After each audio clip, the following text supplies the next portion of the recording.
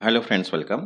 आज हम यहाँ पे महाडिस्कॉम आज आपण इथे महाडिस्कॉम 2026 ची जी रिक्रुटमेंट आहे फायनान्स अँड अकाउंट त्याच्यामध्ये senior manager, manager, deputy manager यासाठी चॅप्टर 4 इन्कम टॅक्सचा topic 5 capital gain exemption and कम्प्युटेशनचे काही एमसीक्यूज इथे आपण कव्हर करणार आहे.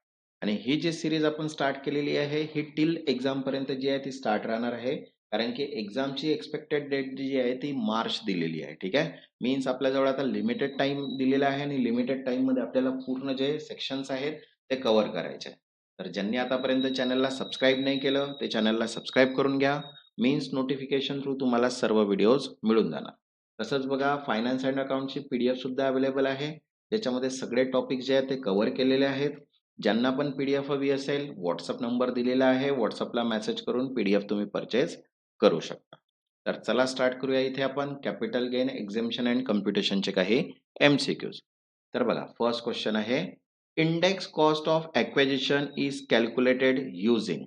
अनुक्रमित खरेदी खर्च मीन्स इंडेक्स कॉस्ट कसा मोजला जातो. तर बघा ऑप्शन आहे first CII of transfer year, second cost of CII of the purchase year, third CII of transfer year and cost divided by CII. तर करेक्ट आन्सर येईल इथे third CII of transfer year divided by CII of purchase year into cost, because index cost means cost into CII of means transfer of year divided by CII of the year acquisition, because ठीक आहे, because खर्च into हस्तांतरण वर्षाचा divide by खरेदी वर्षाचा CI. Okay.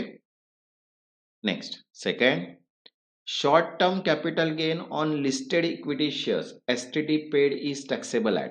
STT भरलेला सूचीबद्ध equity ठीक आहे शेअर्सवरील अल्पकालिक भांडवली नफा किती दराने करपात्र आहे. तर बघा ऑप्शन आहे नॉर्मल स्लॅब रेट 10%, 20%, 15%. तर करेक्ट आन्सर आहे fourth 15%. STCG short term capital gain on equity means is tax under 111A at 15%. Next, third, long-term capital gain on sale of listed equity shares exceeding 1 lakh is taxable under which section?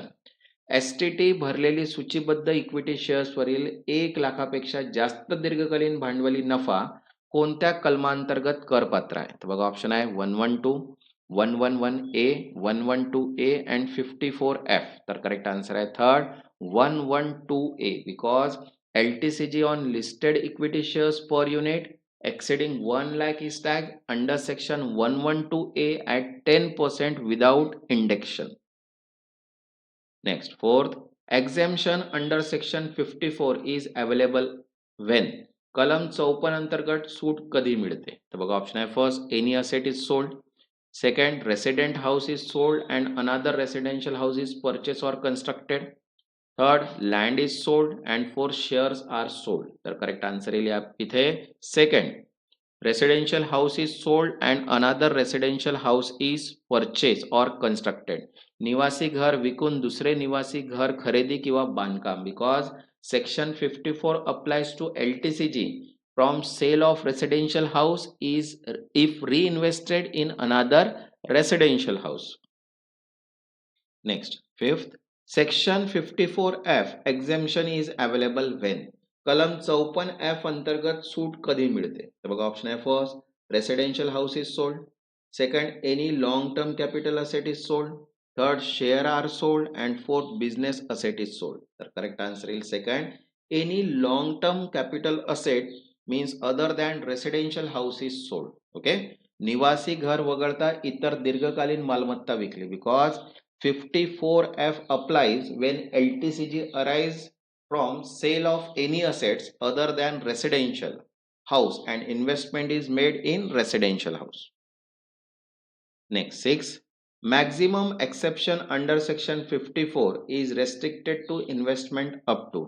कलम 54 अंतर्गत जास्तीत जास्त सूट किती गुंतवणुकीपर्यंत मर्यादित आहे. बघा option आहे first 2 crore, 50 lakh, 1 crore, no limit. तर करेक्ट आन्सर आहे first 2 crore lifetime option, because option to invest up to 2 crore once in a lifetime to purchase 2 houses if capital gain less than equals to 2 crore. Next, 7, If new house purchase under section 54 is sold within 3 years, what is consequence?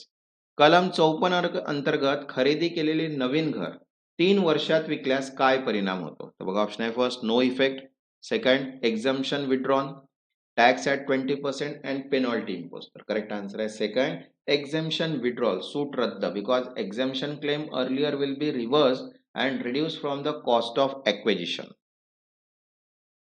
Next, 8. Exemption under section 54 EC is available for investment in.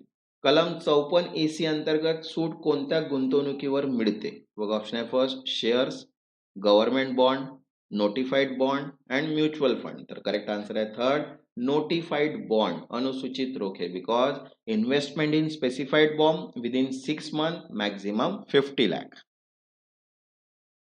तसंच बघा mock taste सुद्धा PDF available आहे, ज्याच्यामध्ये reasoning, maths, account, Marathi सगळेच questions cover केलेले आहेत आणि 10 mock taste त्याच्यामध्ये अवेलेबल आहेत. ज्यांना पण पीडीएफ हवी असेल व्हॉट्सअपला मेसेज करून पीडीएफ तुम्ही परचेस करू शकता. Next 9th, time limit to invest in 54 EC bond is. 54 EC रोख्यांमध्ये गुंतवणुकीची कालमर्यादा किती आहे? बघा ऑप्शन आहे first 3 month, 6 month, 1 year, before filing return. तर करेक्ट आन्सर आहे थर्ड 6 मंथ, 6 महिने. Next 10th, capital gain account scheme CAGS deposit is required if. Capital gain account scheme मध्ये ठेव कधी आवश्यक असते? बघा ऑप्शन आहे first asset is short term, second investment not made before due date of return, third gain less than 1 lakh and share sold. तर correct answer येईल second investment not made before due date of return. रिटर्नच्या नियत तारखेपूर्वी गुंतवणूक न केल्यास, because if amount is not utilise before due date under section 139 of 1, deposit as CAGS is required to claim exemption. Next 11, period of holding to classify immutable property as long term as a assessment year 2026-27. स्थावर मालमत्तेस दीर्घकालीन म्हणून वर्गीकृत करण्याआधी धारण कालावधी किती? बघा ऑप्शन आहे first 12 month, 24 month, 36 month, 48 month. तर करेक्ट आन्सर आहे second 24 month. Okay. Next 12, period of holding for listed equity share to become long term. सूचीबद्ध इक्विटी शेअर्स दीर्घकालीन होण्यासाठी धारण कालावधी किती आहे? बघा ऑप्शन आहे first 36 month, 24 months, 12 months, 6 month. तर करेक्ट आन्सर आहे थर्ड 12 मंथ्स.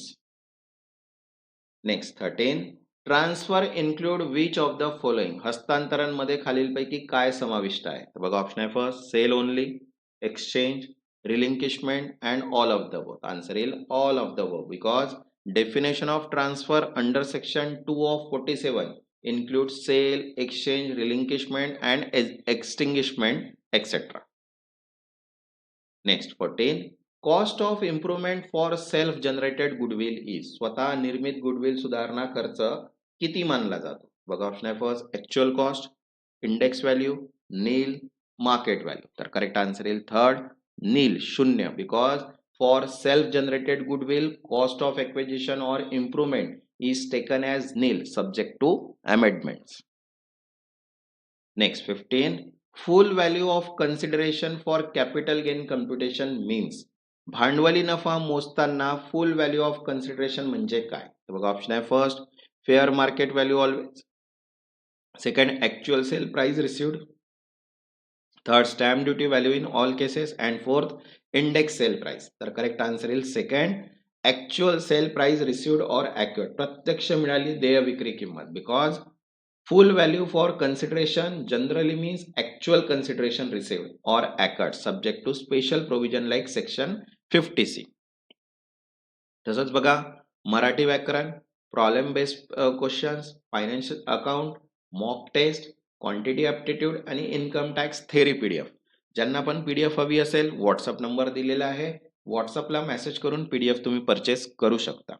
ज्यांनी आतापर्यंत चॅनलला सबस्क्राईब नाही केलं ते चॅनलला सबस्क्राईब करून घ्या, मीन्स नोटिफिकेशन थ्रू तुम्हाला सर्व व्हिडिओज मिळून जाणार. तेव्हापर्यंत धन्यवाद.